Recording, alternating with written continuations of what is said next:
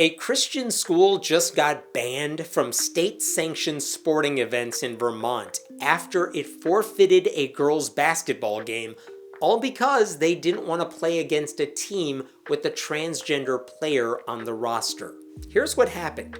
Back in February, Vermont Christian School was the number 12 seed, slated to play against number 5 Long Trail School in the Division 4 bracket to win the girls' basketball state championship. If anything I just said was familiar to you, congratulations on living in Vermont.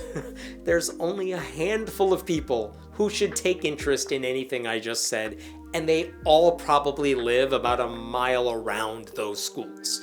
But it became a national story because Vermont Christian School refused to play. Their head of school, Vicky Fogg, made a predictably bigoted comment in defense of her school's decision. "We withdrew from the tournament because we believe playing against an opponent with a biological male jeopardizes the fairness of the game and the safety of our players. Allowing biological males to participate in women's sports sets a bad precedent for the future of women's sports in general." Isn't it amazing how so many Christians who never gave a single thought to women's sports at all, and if they did, it's only because they thought women shouldn't play sports ever, have suddenly decided that they must defend it at all costs? Vicky Fogg doesn't give a damn about women's sports. She saw an opportunity to make a transgender teen's life worse, and she said to herself,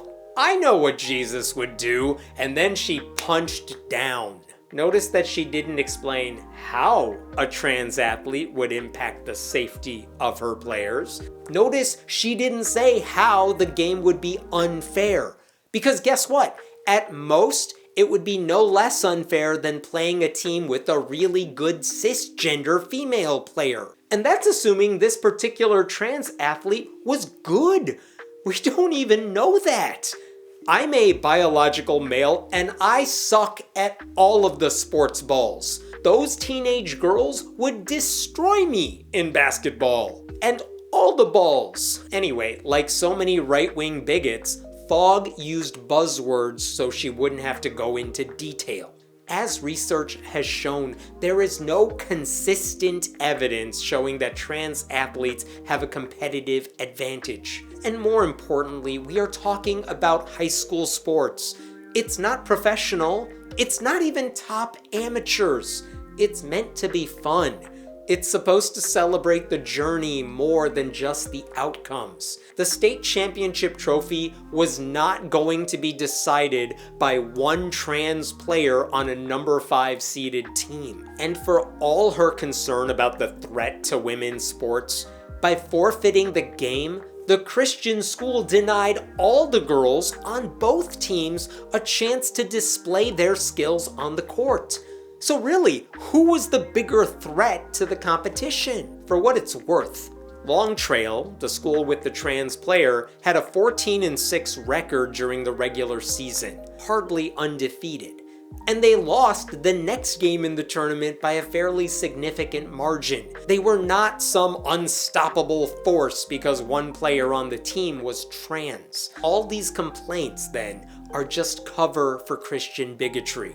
But here's the amazing thing. Vicky Fogg and the people at her Christian school were the only bigots in this whole story. The Vermont Principals Association, which oversees high school athletic competitions in the state, made clear they would stand by their inclusive rules. They have a no-tolerance policy when it comes to discrimination based on a student's actual or perceived sex and gender. Now, the game had already been forfeited by the time the principals group learned what had happened, so they didn't need to take immediate action. But 2 weeks later, they made it official. Vermont Christian School would no longer be allowed to participate in any VPA-sponsored athletic events. It was a unanimous vote of the 15-member executive committee. It wasn't even a hard call. State law forbids discrimination against out trans athletes. Still though, It's nice to see an athletic association do the right thing and not cave in to right-wing anti-trans demands. Jay Nichols, the VPA's executive director, put it bluntly. If you don't want to follow VPA rules, that's fine, but then you're just not a VPA member. He's right. If the Christian school wants to participate in the public school tournament because the competition is better, that's fine, but you have to play by their rules. They do not have to bend over backwards to accommodate you, and they certainly don't have to accommodate your hate. This has also been true in other situations. Last year in Alabama, a school associated with the Seventh-day Adventists were scheduled to play a tournament game during their Sabbath. They wanted to reschedule, but the statewide league said no. These are the rules everyone agrees to. If you don't want to abide by them, you don't have to, but then you have to deal with the consequences. The Christian governor of Alabama was mad about it, but again, religious beliefs should not dictate secular competition. The Christian school here in Vermont is naturally reacting by pretending to be persecuted. They said they plan to appeal the decision. Vicky Fogg said this in an email to a news outlet.